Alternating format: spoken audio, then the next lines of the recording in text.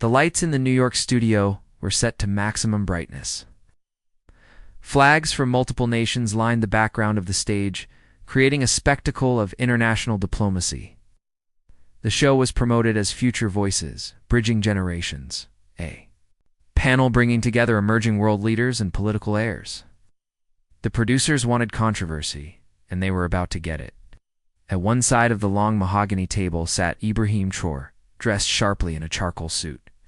He sat still, upright, dignified, a man who'd known war, betrayal, and victory. His posture radiated calm command. Across from him was Barron Trump, taller than most on the panel, youthful, confident, and as smug as he was polished. At just 19, he had already begun speaking at international events, echoing his father's legacy. But it was clear from the moment the cameras started rolling, Barron didn't see Traoré as an equal. As a younger voice on this panel, Barron said into his mic, "I think we should stop pretending that dictators like Traoré are somehow liberators. You can put a suit on tyranny, but it's still tyranny." A murmur swept through the room. One of the moderators shifted nervously. Traoré didn't blink. He looked directly at Barron and leaned slightly forward, hands clasped. "I came here to discuss the future," he said calmly. "But you, son, came here to rehearse your father's script." Barron's eyebrows lifted. He smirked. "No disrespect, Mr. Traoré, but when you rule by force, you forfeit the right to talk about the future. Maybe where you're from, power is taken. Here it's earned." Traoré paused. Then with a measured breath, he leaned back in his chair, turned slightly toward Barron, and said in a voice that cut through the air like glass, "Sit down, kid. The adults are speaking." There was a pause. Not the awkward kind, but the stunned kind. One panelist chuckled under his breath. A camera operator dropped something. Twitter was already exploding. Barron blinked, clearly unsure if he'd just been insulted, challenged, or both. The moderator tried to redirect. "Let's return to the question of development aid," but Traoré raised a finger. "I'll answer that," he said, eyes still fixed on Barron. "But let's be clear, this panel isn't about grooming legacies. It's about confronting reality." Suddenly, the entire room was listening, not to the heir of an empire, but to the man who refused to bow to one. Barron Trump tried to smile, but the sharpness of Traoré's reply had already carved through his polished confidence. Cameras caught the tension in his jaw, the flicker of uncertainty in his otherwise practiced posture. The audience, both in studio and online, could sense the shift. The Prince of Privilege had miscalculated. "I don't need to sit down," Barron said, trying to regain control of the room. "I was invited here to speak just like you." Trouore tilted his head. "And speak you did. Like a teenager who thinks the world began the day he was born." A few people chuckled. Even one of the American panelists, Senator Lom, pressed his lips together to hide a grin. Barron's cheeks flushed. "I've studied global politics. I know history. I don't need lectures from someone who censors the press and silences dissident." Traoré didn't raise his voice. He didn't need to. "And yet here you are repeating headlines like gospel. You've studied us through articles written by the people who own your airwaves. That's not knowledge. It's permissioned ignorance."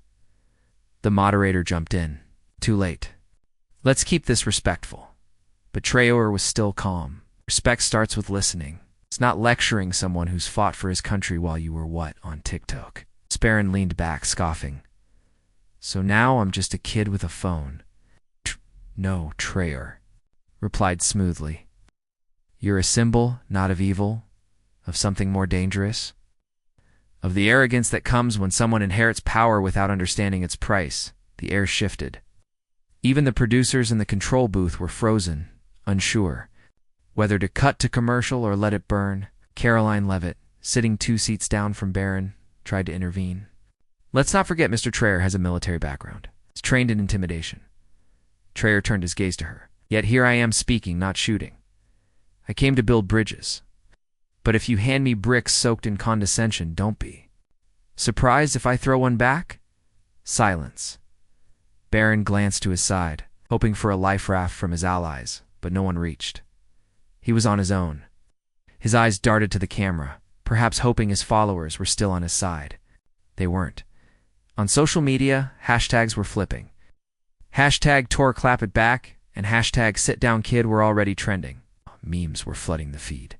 But more importantly, so were serious questions. Why did Barron think he could speak to a sitting president? Like that? Is this how the next American generation will lead, with smirks and sound bites? And in that moment, Ibrahim Trouore didn't just silence a Trump, he exposed something deeper. The hollowness of unearned confidence. For a full minute, no one said a word. The moderator cleared his throat again, this time with genuine discomfort. President Traoré, he said carefully. We understand your frustration, but surely you agree that I'm not frustrated, Trouore said, still. Seated calmly, I'm focused. There's a difference. One builds nations, the other builds tweets. He glanced around the room at Barron, at the other panelists, and finally at the audience. I came here because I believed in this format, because I was told it was about dialogue between generations. But let's be honest, some came here to posture, others to provoke. He turned back to Barron. But I'm not here to perform. I'm here because the world is on fire, and while you're rehearsing your father's legacy, my people are rebuilding from the ashes of someone else's. Barron tried again. You're acting like I don't know anything just because I'm young. Traoré didn't flinch. No, I'm saying that being young is not a shield from responsibility, especially when your name gets you a microphone before your mind is ready to hold it. Somewhere in the back, a student clapped quietly, then another. Moderator raised his hand to calm the noise, but the tide was turning. On the big screen behind them, live social media comments were scrolling. Traoré is speaking truth. That was brutal but fair. Barron walked into a lion's den wearing a paper crown. The producer in the control room whispered into the moderators, earpiece? Keep it going. Engagements through the roof. Meanwhile, Trouore leaned forward again, his tone softening. Look, I don't hate you, Barron. In fact, I understand you. We're born into a system that told you you'd always be at the center, that every room was yours. But here's the thing. This world is changing. And if you want to have a seat at the table, you can't walk in with your father's arrogance. You'll have to earn your own voice. Barron sat still. The smirk was gone. The camera caught something new in his face. Uncertainty, maybe even reflection. Caroline Levitt leaned over and whispered something in his ear. But this time, Barron didn't respond, because in that moment he realized what had just happened. He had come to dominate the conversation and ended up part of a masterclass. Traoré looked back to the moderator. Next question, please. The audience erupted, not in applause but in respect. The moderator, finally regaining some composure, adjusted his tie and scrolled nervously through his tablet. Let's pivot, he said. Mr. Traoré, in your view, what is the biggest misconception Americans have about your leadership? Traoré didn't hesitate. That I'm a villain because I refuse to kneel. The room hushed again. Western narratives paint independence as hostility, he continued. When I expelled foreign troops from my soil, they called me unstable. When I nationalized our gold, they called me a thief. But when your corporations do the same in reverse, they call it economic policy. Barron shifted in his seat but said nothing. You see, Traoré added, it's not that I broke the rules. It's that I rejected your rules. It's the ones written without our consent. One of the American analysts on the panel, Dr. Ellen Morse, spoke up. But isn't there value in international cooperation? Surely self-reliance doesn't mean isolation. Trouore nodded. Absolutely. I believe in partnership, but not in servitude. What's offered to us is often not partnership. It's dominance, dressed as aid. Barron suddenly spoke again then. What do you want from the West? What's your ideal relationship? Trouore turned to him. Respect, nothing more. Nothing less. That one word landed harder than any speech. You want to trade? Trade fair. You want to help? Ask. Don't impose. You want to speak? Then listen first. For the first time, Barron didn't have a retort. Looked down at his hands. Then back at Trop. Maybe you're right, he said quietly. Maybe I walked in here thinking I knew more than I do. Traoré gave him a measured nod. That's the beginning of wisdom, Barron. Not knowing, but recognizing that you don't. Even the moderator seemed surprised at the turn. What had begun as a showdown was slowly turning into something else, a transformation. Live viewers across the globe were glued to their screens. The chat was blowing up. This is the real debate we needed. Trouore not just a leader, he's a teacher. Barron's learning in real time, and honestly, it's humbling to watch. Back in the studio, the air no longer crackled with arrogance or ego. It simmered with something deeper, understanding, and as the next question rolled in, everyone knew the conversation had just begun. A short break was announced in the live broadcast. Cameras panned out, mics muted, but the tension in the studio didn't fade. Staff buzzed around with quiet urgency, updating social feeds, adjusting lighting, whispering to each other, "This is going viral." Barron remained in his seat, uncharacteristically quiet. He scrolled his phone. Every platform was flooded with reactions. A meme of Troy saying, "Sit down, kid," was trending, but surprisingly, so were thousands of comments praising Barron for not walking out. That surprised even him. "Are they respecting me for not clapping back?" he muttered. From across the table, Troy noticed. "Leadership isn't about winning every exchange," he said calmly. "It's about learning when silence speaks louder than pride." Barron looked up. "How do you carry that? The way you speak, the way you just own the room." Trouore didn't hesitate. "'Cause I buried friends in it." Barron blinked. "What?" Trouore leaned back. "I'm not standing here because I won a popularity contest. I stood between a militia and a school full of children once. I led a resistance movement with no guarantee of tomorrow. Power isn't a game where you level up. It's a burden." The room had fallen silent again, even off air. Barron's earlier bravado dissolved entirely. He wasn't speaking to a debate opponent anymore. He was speaking to someone who'd earned every scar on his voice. "I guess I've never had to fight for anything," Barron admitted. "That's not your fault," Traoré replied. But it becomes your responsibility the moment you realize it." A technician gave the 30-second countdown. The broadcast was about to resume. "Why didn't you humiliate me?" Barron asked suddenly. Traoré glanced at him. "Because then I'd be no different than what I oppose." When they went live again, the audience could feel the difference. Something had shifted, not just in the debate, but in Barron himself. The next question from the moderator came slowly. "President Traoré, many have accused you of being too harsh, too uncompromising. What do you say to those who call you the Iron Wall of Africa?" Traoré didn't smile, didn't posture. He simply said, "An iron wall only rises when too many try to break in through the back door." The question lingered in the air like thunder. Ah! "An iron wall only rises when too many try to break in through the back door." The moderator blinked. The audience leaned forward. Even Barron looked stunned. But Traoré wasn't done. "You ask why I'm uncompromising?" he said, turning toward the cameras. "Let me ask you this. Why should I compromise with those who never asked for my opinion until I said no?"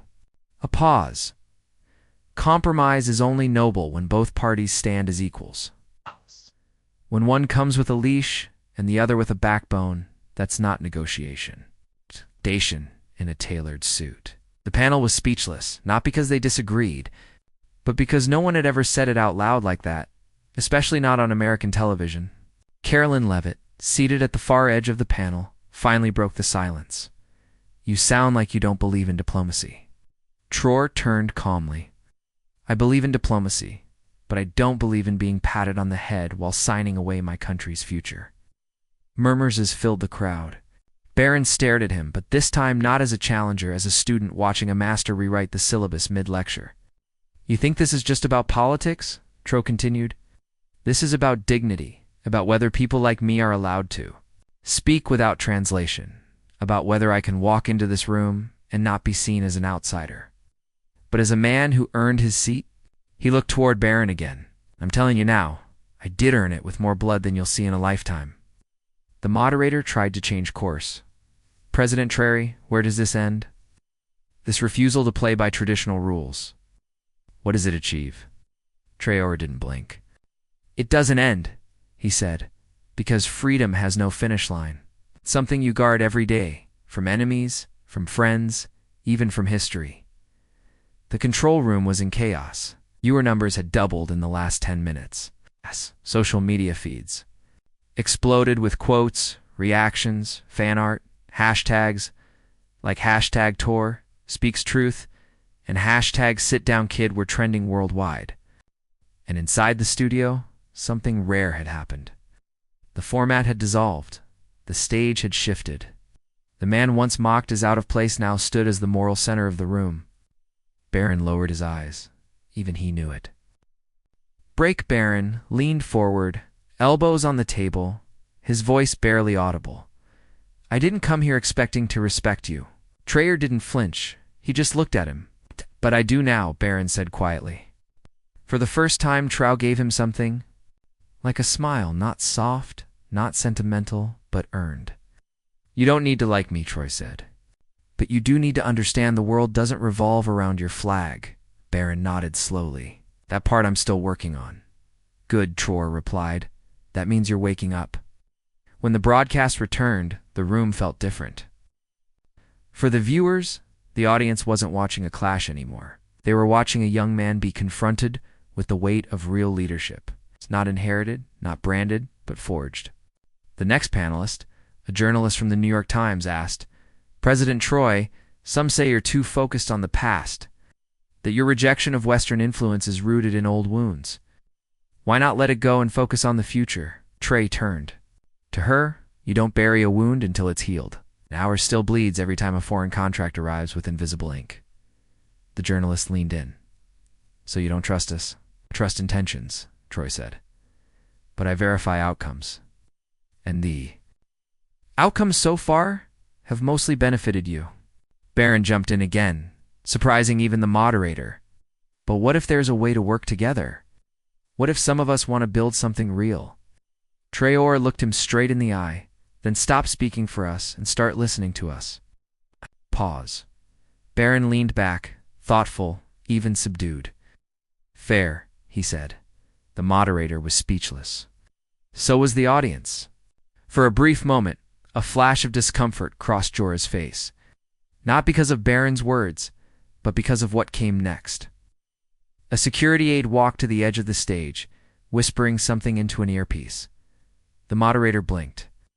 We've just been informed, he said carefully, that protests have erupted outside the studio. Supporters and critics of President Traoré clashing. The cameras turned to Traoré, expecting a defensive response. But Traoré remained calm. Let them protest, he said. It means they're not asleep. The streets outside the studio were boiling with tension. One side chanted, Stand with Trouore, waving handmade signs and flags. The other shouted, American values first, accusing the African president of arrogance and anti-Western propaganda. News helicopters hovered overhead. Police had arrived. Cable networks cut into regular programming to broadcast the chaos live. Inside the studio, a heavy silence hung in the air. The moderator looked visibly unsettled. Mr. Traoré, how do you respond to the division your presence has sparked, even here on American soil? Trouore didn't need time to think. This division didn't start with me, he said, his voice steady. It started the day some nations decided they were the authors of everyone else's story. He pointed toward the window, toward the unrest. There, not angry because of who I am. They're angry because I don't flinch when they raise their voice. Because I remind them the world doesn't need permission from Washington to breathe. Barron glanced at the moderator. Maybe we should ask ourselves why so many people who've never met him, either love him or hate him instantly. The moderator blinked, and what do you think the answer is? Barron hesitated. Then, with a self-aware smirk, maybe it's because he reminds them that some people earn their power while the rest inherit it. The panel erupted. Gasps, nervous laughter, shock. Even Traoré's eyes widened slightly. Barron had just turned the mirror on himself. The moderator scrambled. Barron, do you regret saying that? No, he replied calmly, because it's true. What? Because sitting at this table tonight, I've realized something else. I talk about patriotism, but I've never risked anything for it. Trouore folded his arms, listening. Never buried a friend for it. Never missed a meal for it. Never had to. Prove I deserved a seat. He turned to Traoré again. Would you have? There was no applause, no music cue, just silence. The kind that settles in a room when truth cuts deeper than anyone expected. Outside, the chants grew louder. Inside, the young man once mocked for being just a kid had finally grown into his own voice. And Trouore, he just nodded once, the faintest sign of approval. The moderator, flustered but composed, turned toward Trouore. Très Traoré, you've challenged nearly every assumption we hold about diplomacy, leadership, and power. Your ultimate goal in being here tonight? Why step into this lion's den? Trouore leaned forward, his hands clasped on the table, his tone softer now, but no less firm. Because you cannot change a system from the outside if the doors remain closed, he said. So I walked into this room to force it open. He scanned the panel. You may not agree with me. You may not like how I speak, but tonight you had to hear me. And whether you applaud or sneer, I've done what I came to do. Remind this nation that leadership is not inherited, not rehearsed. It is lived. The audience was frozen. Even the most skeptical faces looked different now, like something uncomfortable but honest had taken root. Then Barron, now noticeably more reserved, raised one last question. What happens when the cameras turn off and the world goes back to ignoring voices like yours? Trouore turned to him and gave his most direct answer of the night. Then I raised my voice louder. He stood up, but before leaving, he looked back at Barron one last time. Don't mistake silence for surrender. Sometimes we